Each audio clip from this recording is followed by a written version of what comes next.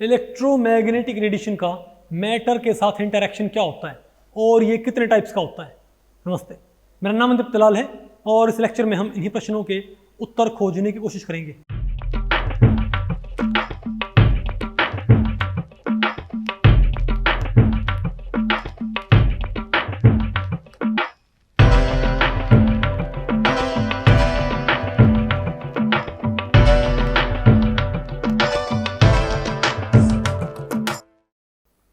Okay, तो भाई अब आज हमें क्या पढ़ना है, interaction of electromagnetic radiation with matter.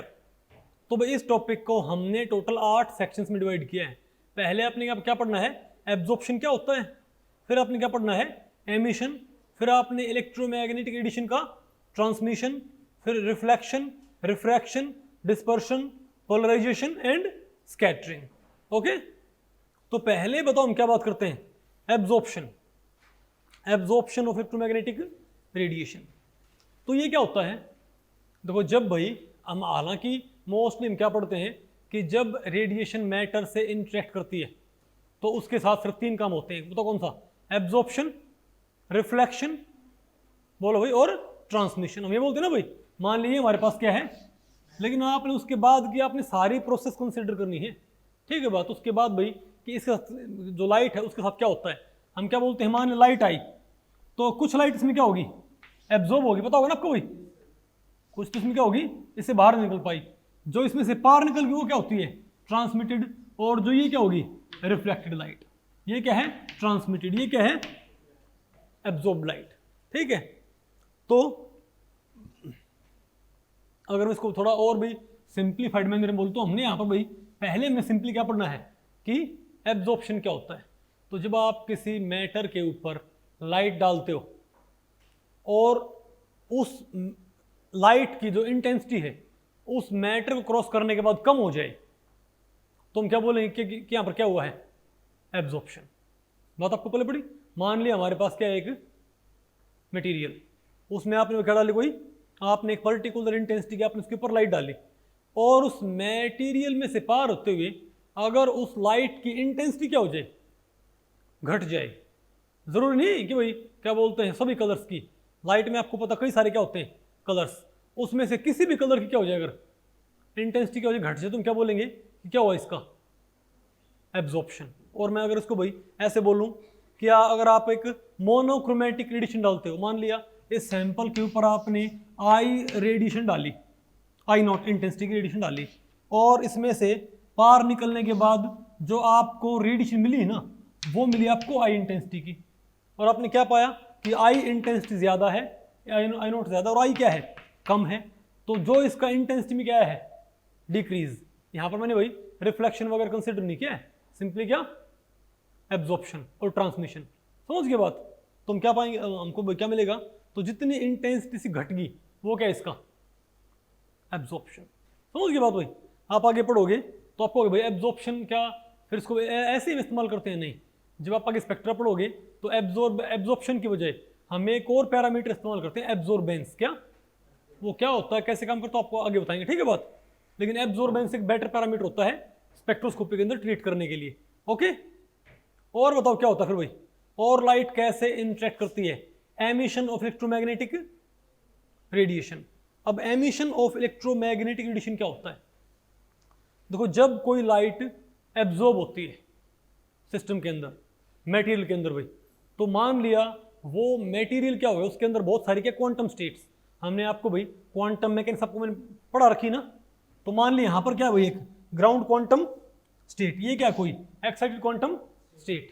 तो मान लिया आपने लाइट डाली, और जरूरी नहीं कि भाई आप लाइट के जरिए आप इसको इलेक्ट्रिकल या किसी भी मीन से आपने जो पार्टिकल्स थे उन्हें कहाँ से कहाँ एक्साइट कर दिया, यहाँ से यहाँ पर पहुँचा रखा आपने उनको भाई, E1 से आपने कहाँ पहुँचा रखा है, E2 में, तो उनकी एनर्जी बढ़ रखी ना। तो आपके पास सिस्टम के अंदर जो पार्टिकल्स हैं उनकी एनर्जी क्या हो रखी है, बढ़ रखी है। तो भाई जिसकी एनर्जी ज़्यादा होगी वो जब वापस क्या होगा, स्टेबलाइज, तो वो एब्जॉर्ब्ड एनर्जी को क्या रिलीज नहीं करेगा भाई, एमिट नहीं करेगा क्या, इजंट इट।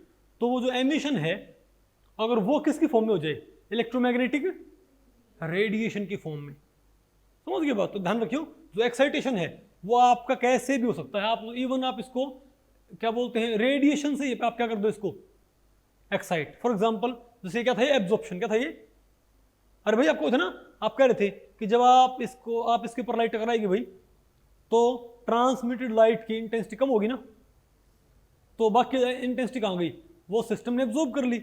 अब सिस्टम उसको एब्जॉर्ब करके उसका क्या करेगा, सिस्टम उसको एब्जॉर्ब करके, मान लिया पार्टिकल्स कहाँ से कहाँ चले गए, ग्राउंड स्टेट से एक्साइटेड स्टेट में, तो जब वापस क्या होंगे वो डी एक्साइट, तो उस एब्जॉर्ब्ड एनर्जी को अगर वो एमिट करते हैं in form of electromagnetic radiation, तो उसको हम क्या बोलते हैं, एमिशन। बात आपको पहले पड़ रही है, अरे बोलो भाई। और एक बात ध्यान रखो भाई, एमिशन कई तरह का होता है। एमिशन क्या होता है भाई, एक तो होता है अरे इनकंडिसेंस, आपको पता होगा ना भाई, ब्लैक बॉडी रेडिएशन, वहां पर भी तो क्या होता है, लाइट का एमिशन होता है रेडिएशन का, लेकिन वो कैसे होता है, थर्मल एजिटेशन के जरिए। कैसे भाई, थर्मल एजिटेशन के जरिए। और जो हमारे पास क्या होती है ल्यूमिनेसेंस, वो क्या होती है, क्वांटम स्टेट में डी एक्साइटेशन की वजह से। बात आपको पहले पड़ेगी, लेकिन बात आपको, अरे भाई कोई मटेरियल जब इलेक्ट्रोमैग्नेटिक रेडिएशन रिलीज करता है, एनर्जी रिलीज करता है इन फॉर्म ऑफ, जब कोई मटेरियल इलेक्ट्रोमैग्नेटिक रेडिएशन की फॉर्म में एनर्जी रिलीज करे अपनी, समझे बात, वो एनर्जी से भाई कैसे मिली हो, तो उसको हम क्या बोलते हैं, एमिशन ऑफ इलेक्ट्रोमैग्नेटिक रेडिएशन। और बताओ क्या होता है हमारे पास, ट्रांसमिशन ऑफ इलेक्ट्रोमैग्नेटिक। तो मैंने आपको भी एब्जॉर्प्शन पढ़ाया था ना कि एब्जॉर्प्शन क्या होता है, इजंट इट। तो ट्रांसमिशन क्या हो जाएगा भाई, तो अगर मान लिया आपने आई नॉट रेडिएशन की आपने लाइट डाली, आपने आई नॉट रेडिएशन की आपने लाइट इसके ऊपर डाली भाई, ठीक है, मान लिया आपने 100 फोटोन डाले, और ये मानो भाई 20 फोटोन यहाँ पर क्या हो गए, एब्जॉर्ब हो गए, और 80 फोटोन पार निकले, ठीक है बात। तो हम क्या बोलेंगे इसको, हम क्या बोलते हैं, ट्रांसमिटेड लाइट। क्या बोलते हैं इसको भाई, तो जो लाइट इसमें से ऐसे ही पार निकल उसे हम क्या बोलते हैं, ट्रांसमिटेड लाइट, ठीक है बात, जो बिना किसी इंटरेक्शन के इससे पार निकल गई। नहीं आ गया आपको भैया। अब आप मुझे बताओ कि हमारे पास जो ये ट्रांसमिटेड लाइट है, इसको फिर भाई इसको मेजर करते हैं ट्रांसमिटेंस में। कैसे भाई, एक फैक्टर होता है ट्रांसमिट, वो क्या होता है, ट्रांसमिटेंस फैक्टर होता है, ये क्या होता है, आई बाई आई नॉट। यानी कि भाई अगर मान लिया 80 फोटोन पार निकले हैं, 100 फोटोन मारे, तुम क्या बोलेंगे, 0.8 क्या है इसकी ट्रांसमिटेंस। ये वही काफी इंपॉर्टेंट इंटरेक्शन होता है इलेक्ट्रोमैग्नेटिक रेडिएशन का मैटर के साथ। आगे नहीं आपको ये क्या होता है हमारे पास, रिफ्लेक्शन ऑफ इलेक्ट्रोमैग्नेटिक रेडिएशन। देखो भाई अब आपको हो गया जो रिफ्लेक्शन, जैसे ये वाली प्रॉपर्टी थी, अब भाई जो रिफ्लेक्शन होता है आपको पता होगा ये एक पार्टिकल प्रॉपर्टी है प्राइमरली, कि वेव की प्रॉपर्टी होती है। रिफ्लेक्ट होना प्राइमरली पार्टिकल प्रॉपर्टी है कि वेव प्रॉपर्टी है, पार्टिकल प्रॉपर्टी। आपके पास एक टेनिस बॉल है, उस टेनिस बॉल को मैं भाई दीवार पर मारूं, क्या टकरा के वापस नहीं है क्या, अरे बोलो भाई। तो रिफ्लेक्शन प्राइमरली किसकी प्रॉपर्टी होती है भाई, पार्टिकल की। तो जो लाइट है भाई वो रिफ्लेक्शन भी शो करती है, क्या शो करती है, रिफ्लेक्शन। हालांकि इसको भी आप वेव के जरिए भी रैशनलाइज कर लेते हैं, लेकिन प्राइमरली इसको हम क्या बोलते हैं, पार्टिकल प्रॉपर्टी। आपको फिर भाई लाइट तो क्या होती है, वेव। अरे भाई मैंने आपको बताया था इससे पहले वाले टॉपिक के अंदर कि जो लाइट है इलेक्ट्रोमैग्नेटिक रेडिएशन है। और ध्यान रखियो भाई, लाइट और इलेक्ट्रोमैग्नेटिक, सारी लाइट क्या होती है, इलेक्ट्रोमैग्नेटिक रेडिएशन, लेकिन सारी इलेक्ट्रोमैग्नेटिक रेडिएशन लाइट नहीं होती। हालांकि इनको इंटरचेंजेबल इस्तेमाल कर लेते हैं, लेकिन भाई विजिबल रीजन की लाइट को हम क्या बोलते हैं, सॉरी विजिबल रीजन की इलेक्ट्रोमैग्नेटिक रेडिएशन को हम क्या बोलते हैं, लाइट। बाकी को हम क्या बोलते हैं, इलेक्ट्रोमैग्नेटिक। तो ज्यादा ब्रॉड टर्म कौन सी होगी हमारे लिए, इलेक्ट्रोमैग्नेटिक रेडिएशन। तो मैंने आपको बताया था भाई कि इलेक्ट्रोमैग्नेटिक रेडिएशन के पास ड्यूल कैरेक्टर होता है, इसके पास वेव कैरेक्टर भी होता है as well as particle character भी होता है, इजंट इट। क्या इसके पास भाई दोनों कैरेक्टर नहीं होते क्या, wave character as well as particle character, isn't it. तो बताओ हम क्या बोले यहाँ पर भाई, तो यहाँ पर जब लाइट जब रिफ्लेक्शन शो करती है तो क्या होता है, कई बार भाई मान लिया कोई हमारे पास कोई ये कोई फ्लैट सरफेस है भाई, आपने ना पानी के ऊपर भी जो लाइट गिरती तो क्या होती है, टकरा के ऐसे नहीं आती क्या, बताओ। अरे भाई तो ये क्या होता है, हमको उसमें अपना भाई अक्स नजर नहीं आता क्या, अक्स मतलब भाई हमारी इमेज या हमारा प्रतिबिंब या अक्स, पता होगा ना कोई, तो वो भी क्या होता है, और इवन हम चीज़ों को देख पाते हैं वो भी हम कैसे देख पाते हैं बताओ भाई, रिफ्लेक्शन के जरिए। समझे बात? तो जो लाइट मटेरियल से टकराती है तो उसका एक कौन सा इंटरेक्शन होता है, रिफ्लेक्शन का, वो भाई उससे टकरा के रिफ्लेक्ट भी हो सकती है। ओके, अरे बोलो भाई। अब बताओ क्या हमारे पास, और हमारे पास क्या है, रिफ्रैक्शन ऑफ इलेक्ट्रोमैग्नेटिक रेडिएशन। और भाई लाइट कैसे भी करती है जब मैटर से इंटरेक्ट करती है। तो देखो बेसिक तो हमारे पास तीन ही क्या होते हैं, हमारे पास बेसिक इंटरेक्शन तो क्या है एक तरह से तीन ही होते हैं। कौन कौन से? एब्जॉर्प्शन, ट्रांसमिटेंस और रिफ्लेक्शन। लेकिन बाकी भाई ये सारे पढ़ लेते हैं, ठीक है बात? ओके, क्योंकि आपके भाई एमएससी के सिलेबस के अंदर दे रखे हैं ये, इजंट इट? बताओ ना आपको भाई, आपका जो एमएससी का सिलेबस है प्रीवियस ईयर का, उसमें भी दे रखा है भाई ये। और भाई नेट के लिए हालांकि इसके ऊपर कोई एग्जिट का क्वेश्चन नहीं आएगा, लेकिन यहाँ पर जो आइडियाज हैं उनको आपने इस्तेमाल करना पड़ता है दूसरे कॉन्सेप्ट्स को सीखने के लिए, जिनके ऊपर क्वेश्चंस एग्जाम में आते हैं, ठीक है? तो भाई क्रोनोलॉजिकल ऑर्डर में इसको पढ़ना पड़ता है। तो भाई अब रिफ्रैक्शन क्या होता है? देखो जब लाइट ट्रांसमिट होती है, मैंने आपको बताया था ना कि लाइट जब किसी मटेरियल से टकराएगी, जब भाई लाइट किसी मटेरियल से टकराएगी, ठीक है, तो बताओ क्या होता है, बोलो भाई।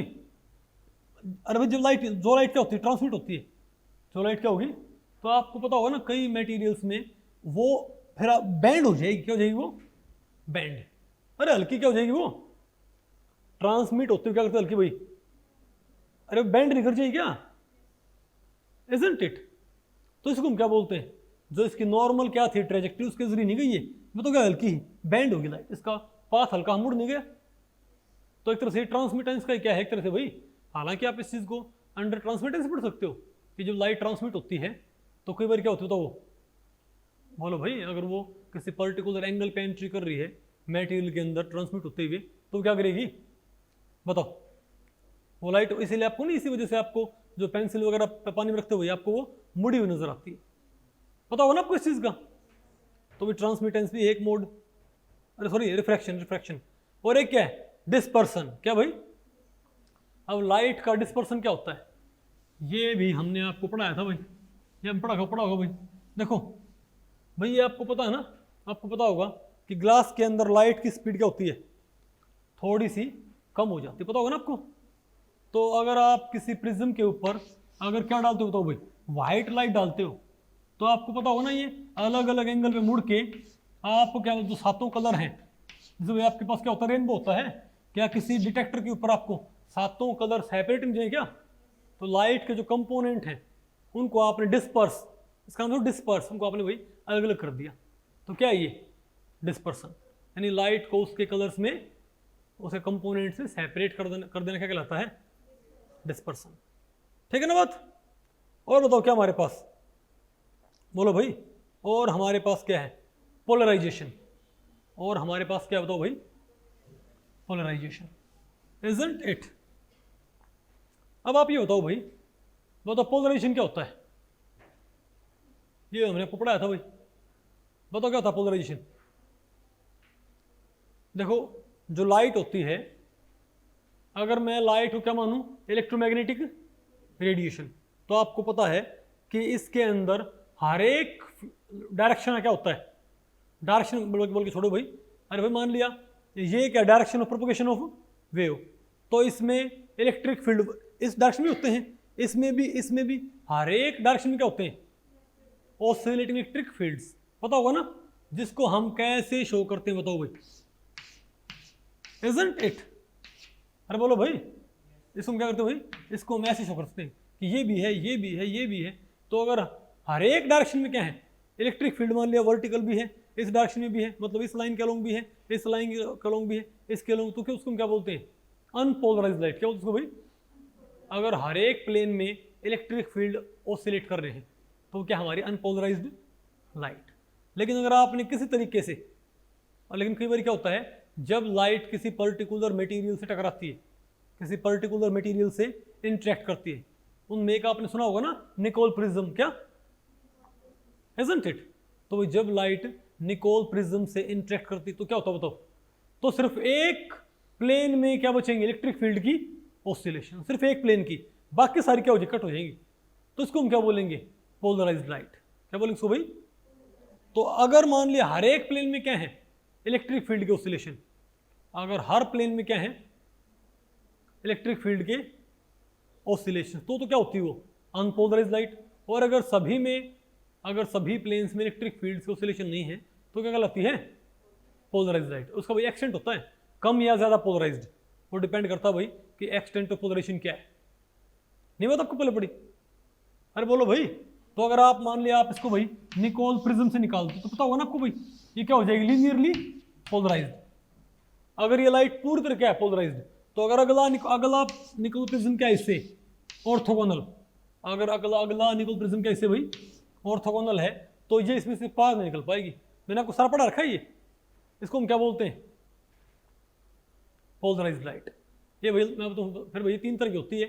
एक होती है लीनियरली पोलराइज्ड, एक होती है सर्कुलरली पोलराइज्ड, एक होती है इलिप्टिकली पोलराइज्ड। कौन सी भाई? लेकिन हमको मोस्टली कौन सी ट्रीट करनी पड़ती है? Linearly polarised light. आ गई नहीं आपको? और बताओ क्या हमारे पास? बोलो भाई। स्कैटरिंग। क्या बोलो भाई? और आपको पता भाई जो स्कैटरिंग है ये क्या होती है? ये भी भाई एक मैं आपको बताऊं, ये एक तरह से, अरे भाई स्कैटरिंग क्या होती है बताओ? जब लाइट किसी मटेरियल से टकराती है, जब लाइट किसी मटेरियल से टकराती है, देखो रिफ्लेक्शन तो क्या होता है कि वो टकराया और बिना किसी इंटरेक्शन के, मान लिया पार्टिकल आया, लाइट का पार्टिकल आया, क्योंकि स्कैटरिंग में आपको बताऊं भाई वेव और पार्टिकल दोनों कैरेक्टर से एक्सप्लेन की जा सकती है। स्कैटरिंग को आप wave as well as particle character दोनों के जरिए एक्सप्लेन कर सकते हो लाइट की। ठीक है बात? तो लाइट और कौन सी फिनोमेना शो करती है? स्कैटरिंग। ओके, तो स्कैटरिंग में और रिफ्लेक्शन में अंतर क्या है? पार्टिकल आया, टकराया मैटर से, भाई लाइट का पार्टिकल आया मैटर से टकराया और बिना किसी एनर्जी एक्सचेंज क्या हो गया? वापस चला गया। उसे हम क्या बोलते हैं? रिफ्लेक्शन। लेकिन स्कैटरिंग में क्या होता है? पार्टिकल आया, मैटर से टकराया, उनमें एनर्जी क्या हुआ? एक्सचेंज। बात आपको पहले पड़ी भाई? और तब वहां से वो क्या हुआ? डिफ्लेक्ट। उसको हम क्या बोलते हैं? स्कैटरिंग। Isn't it? और आपको पता हो भाई एक होती है कोहेरेंट स्कैटरिंग, उसी से हमने क्या पढ़े थे? Bragg reflections. क्या याद करो भाई? याद आपको जो मैंने आपको क्या पढ़ाई थी? अरे सॉलिड स्टेट केमिस्ट्री, वहां पर था ना हमारे पास कि एटॉमिक प्लेन में क्या करे थे, जो रेडिएशन आई थी और जो रेडिएशन क्या था? इलेक्ट्रोमैग्नेटिक फील्ड्स, उसके साथ इलेक्ट्रॉन्स ऑसिलेट करना शुरू कर देते हैं भाई। तो जिस फ्रीक्वेंसी की रेडिएशन आएगी उसी फ्रीक्वेंसी से इलेक्ट्रॉन्स ऑसिलेट करना, टू एंड फ्रो ऑसिलेट करना शुरू कर देंगे और इलेक्ट्रॉन ऑसिलेट करना शुरू कर देंगे तो वो फिर क्या इमिट करेंगे? इलेक्ट्रोमैग्नेटिक रेडिएशन उसी फ्रीक्वेंसी की। अरे बोलो भाई। और स्कैटरिंग आपको तो बहुत इंपॉर्टेंट है भाई। एक तो आपको एक सुना कॉम्पिटेंस स्कैटरिंग। क्या भाई? एक तो क्या होती है? कॉम्पिटेंस स्कैटरिंग, पता होगा ना आपको? वहां पर जो भाई वेवलेंथ होती है इंसिडेंट रेडिएशन की, वो क्या हो जाती है? कम हो जाती है। Isn't it? क्या होते हैं आप आगे? एक होती है रमन स्कैटरिंग। क्या होती है भाई? हम इनके बारे में ज्यादा बात नहीं करेंगे क्योंकि इनके बारे में प्रॉपर डिटेल कब आएंगे? प्रॉपर डिटेल्स कब आएंगे? जब हम क्या पढ़ेंगे? बोलो भाई। जब आप ये पर्टिकुलर टॉपिक्स पढ़ोगे आगे तो मैंने सारी क्या आएंगी भाई? डिटेल्स। लेकिन आपको पता होगा एक होती है रमन स्कैटरिंग, वहां पर क्या होता है? किसी मटेरियल के ऊपर आप क्या डालते हो? मोनोक्रोमेटिक रेडिएशन, और जो लाइट फिर 90 पे वो आप उसको आप डाली रेडिएशन यहाँ पर और 90 पे उसको ऑब्जर्व किया। ठीक है बात? तो आपको उस स्कैटर्ड रेडिएशन में जो वेवलेंथ आपने डाली है वो भी मिलेगी और उससे ज़्यादा और उससे कम भी। जो सेम मिली उसको हम क्या बोलते हैं? रेली स्कैटरिंग। और जो कम और ज़्यादा मिली उन क्या बोलते हैं? रमन स्कैटरिंग। क्या आप किसी मटेरियल पे अगर यहाँ से क्या डालते हो? Electromagnetic radiation. ये सारे मैकेनिज्म आपको आगे पढ़ाए जाएंगे। ठीक है? तो 90 पे फिर आप क्या देखते हो? स्कैटर्ड रेडिएशन को। तो जो स्कैटर्ड रेडिएशन होती है, तो दो रेडिएशन आपने डाली थी कॉम्पिटेंस स्कैटरिंग में, तो भाई एनर्जी घटी थी ना। लेकिन यहाँ बताओ क्या होगा? जो स्कैटर्ड क्या आएगी? रेडिएशन। उसमें क्या होता है? वो सेम एनर्जी की हो सकती है, सेम वेवलेंथ की।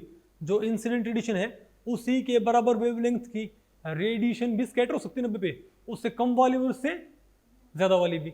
अगर 90 डिग्री पे स्कैटर रेडिएशन क्या है?